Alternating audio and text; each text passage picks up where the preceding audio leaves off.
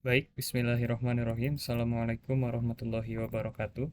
Perkenalkan, saya Hani Fikri, salah satu mahasiswa Sains Informasi Geografi kelas 3B akan mempraktikkan salah satu plugin yang ada di QGIS, yaitu plugin Spatial Density. Sebelum kita memulai, terlebih dahulu kita install terlebih dahulu plugin yang ada pada QGIS ini. Dikarenakan saya sudah menginstal, yaitu Density Analysis, maka akan nampak seperti ini. Apabila belum menginstal, maka klik dulu Manage and Install Plugin. Kita tunggu dulu sebentar. Selanjutnya, cari dengan kata kunci Density Analysis. Akan muncul seperti ini. Jika sudah, maka nanti akan muncul menu install lalu install. Apabila telah terinstall, maka akan tampil menu seperti ini. Baik, data yang akan kita gunakan pada kali ini yaitu data kecelakaan yang ada di kota Barcelona. Mengapa menggunakan data tersebut? Data tersebut dilengkapi dengan koordinat serta data kecelakaan yang cukup lengkap. Data tersebut saya dapatkan dari satu platform yang dinamakan Kaggle. Platform ini memberikan data yang open source, artinya terbuka, yang dihimpun dari polisi di kota Barcelona sejak tahun 2010 sampai 2016. Pada konten juga kita ketahui di sini koordinat yang digunakan adalah berjenis UTM dan koordinat X maupun Y-nya pun sama. Selanjutnya yaitu kita lakukan download data atau akuisisi data dengan cara klik download. Lalu kita simpan di penyimpanan kita. Lalu save saja. Kita buka terlebih dahulu datanya. Di sini terdapat beberapa data yang terhimpun dari tahun 2010 sampai dengan 2016. Kita coba yang tahun 2016. Nah, data tersebut akan berbentuk seperti ini ketika nampak di Excel. Maka kita harus olah terlebih dahulu agar data tersebut terpisah. Caranya dengan klik bagian A ini, lalu klik data, lalu pindah ke text to columns, pilih jenis delimited, selanjutnya pilih yang koma, next, lalu finish. Maka data akan terpisah seperti ini. Data tersebut seperti yang kita tahu tadi dari yang ada di platform, bahwa data tersebut mengandung koordinat berjenis UTM. Data tersebut yaitu koordinat ada UTM X yang atau disebut dengan koordinat X UTM-nya, dan yang ini adalah koordinat Y-nya. Nah, dikarenakan pada QGIS tanda koma itu akan dibaca dengan titik, maka kita harus ubah terlebih dahulu dengan cara blok pada bagian X dan Z ini, kemudian Ctrl F, lalu kita replace tanda koma tersebut dengan titik. Setelah itu replace all. Oke, jika sudah, kita keluarkan, lalu kita save as.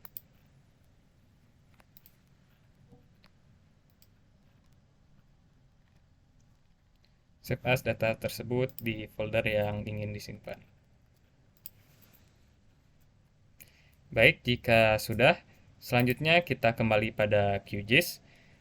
Selanjutnya yaitu kita masukkan data yang telah kita akuisisi tadi. Caranya klik layer, lalu ke add layer, lalu add delimited text layer. Lalu pada file name, klik 3 titik tersebut, lalu browse, dan cari data yang telah tadi kita download. Lalu open. File formatnya yaitu regular expression delimiter agar terpisah antara satu kolom dengan kolom yang lain seperti ini.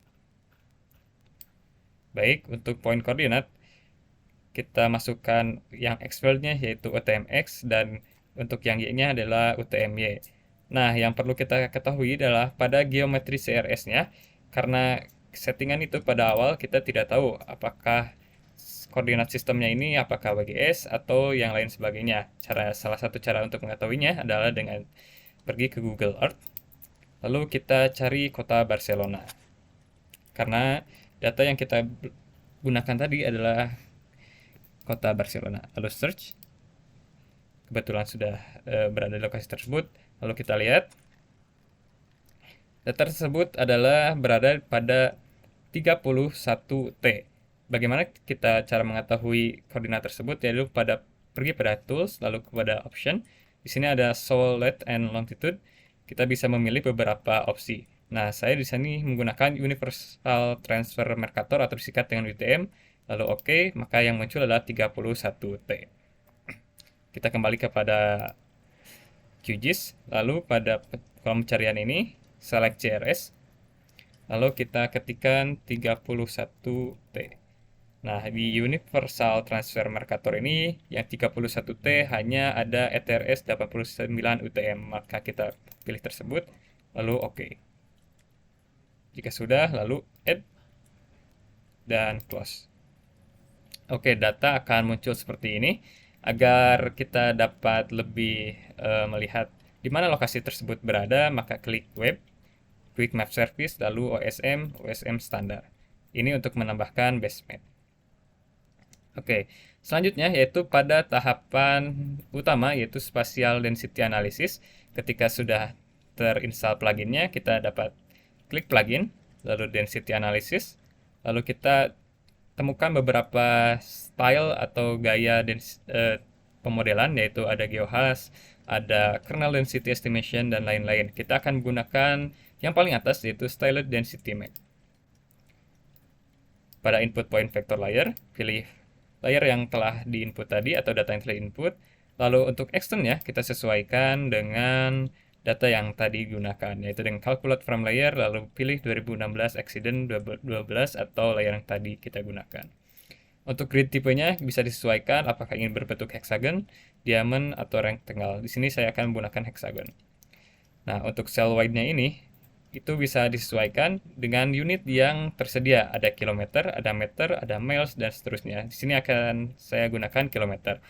Saya akan coba dengan 0,5 km atau sama dengan 500 meter. Maka satu sel itu akan mewakili sebanyak 500 meter atau 0,5 meter, begitu juga lebar atau tingginya. Untuk color remnya bisa disesuaikan, ada banyak pilihan di sini, saya akan tetap menggunakan yang red. Untuk maksimum grid width or height-nya, saya akan sesuaikan ke 500. Nah, di sini ada number of gradient color, bisa disesuaikan juga. Untuk gradient color-nya, saya akan pilih untuk 10.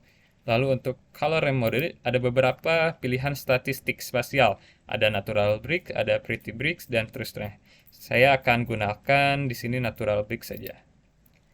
Selanjutnya, jika ingin menyimpan file tersebut, selain di temporary, bisa klik kanan atau klik pada 3 titik tersebut. Tapi di sini saya akan simpan pada temporary saja. Lalu klik run saja. Kita tunggu.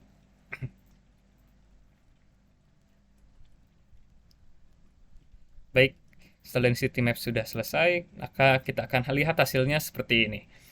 Kita open terlebih dulu, klik kanan, properties. Nah, di sini terdapat value atau warna yang dapat kita sesuaikan juga. Satu warna tersebut mewakili value 1 sampai dengan 8. Artinya pada kolom tersebut atau pada kotak tersebut, angka kecelakaan terjadi 1 sampai 8 kali. Begitu sampai juga dengan warna yang paling gelap, pada gradien warna paling gelap, dengan value 161 sampai dengan 188, itu mengartikan bahwa pada hexagon tersebut terdapat 161 kecelakaan sampai dengan 188 kecelakaan yang tadi telah kita set sebanyak jangkauannya 500 meter. Jika kita lihat, di area tersebut merupakan area yang padat, dan ini berkesinambungan dengan heksagon yang telah kita buat.